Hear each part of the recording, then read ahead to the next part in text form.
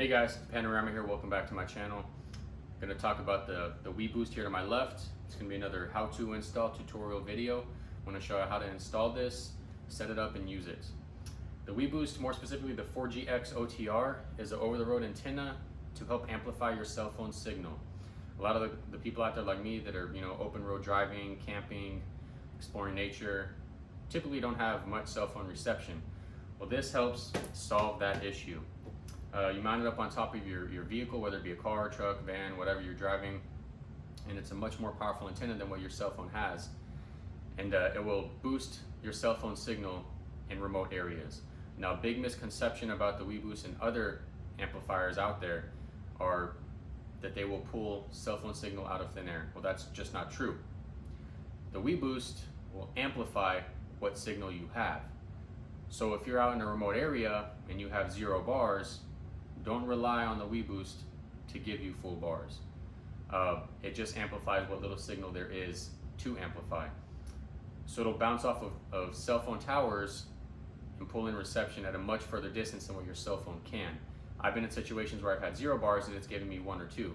That doesn't mean that I'm going from no reception to reception. That just means that I had very, very poor reception and it amplifies it a little bit better. It's a very great tool. I've used it many times. It works excellent, but don't rely on it as your go-to source if you get stuck in a situation where there is no cell phone reception.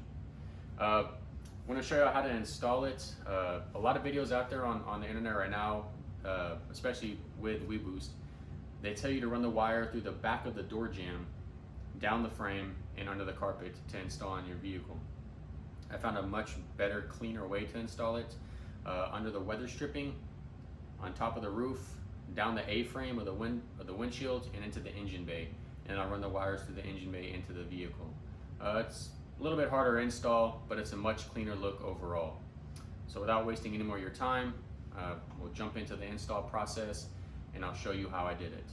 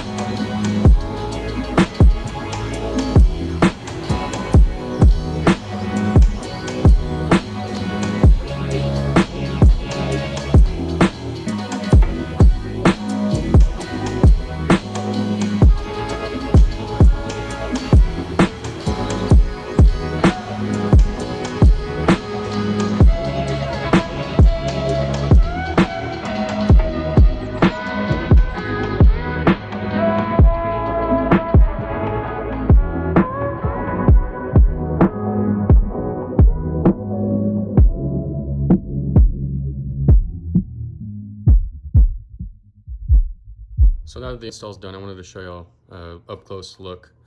I used a ram mount to mount it to my roof rack, my Princeton roof rack, as you can see. I wanted it up on top of the roof for the highest point on the vehicle. Maybe boost the signal a little bit better than if it was mounted a little bit lower. They recommend for the antenna itself, it has to be mounted above the actual roof of the vehicle. Well, this is well above it. So I figured higher, better performance. This allows me, the ram mount allows me to raise the antenna and lower it if I want. I can hide it like this in the city. And when I'm out in the country, I can raise it up, no problems. Instead of running the wire through the door jamb like they recommend, I decided to actually run it up under the weather stripping on top of the roof. It's a much cleaner look. As you can see, there's no wires exposed. Come down, hit it in the A-frame of the windshield. So there's no wires exposed again. Down into the engine bay and through the firewall. And if you come inside, the wires came from under here. Real clean look. I hit them up under the dash and came through the center console. No wires were exposed, besides the ones, of course, to plug in. This is the actual power switch right here, just for a 12 volt. You plug it into a cigarette lighter, or if you got anything else, you can. And then this is the inside antenna. The inside antenna is not as powerful as the outside antenna, so you have to be within a couple feet of it to pick up the actual reception. So I mounted it right here out of sight on my driver's side, where I won't have any issues getting reception. Also on the passenger side, they're within a couple feet of it, they can get reception too. Now, as far as the actual modem itself, I'll push the seat back and I'll show you where I hit it.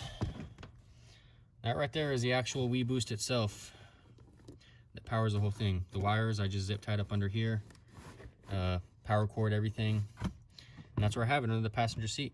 Out of sight, out of mind. Real clean look, real clean install. No exposed wires, of course, besides the ones for the power and the center console, but that's it.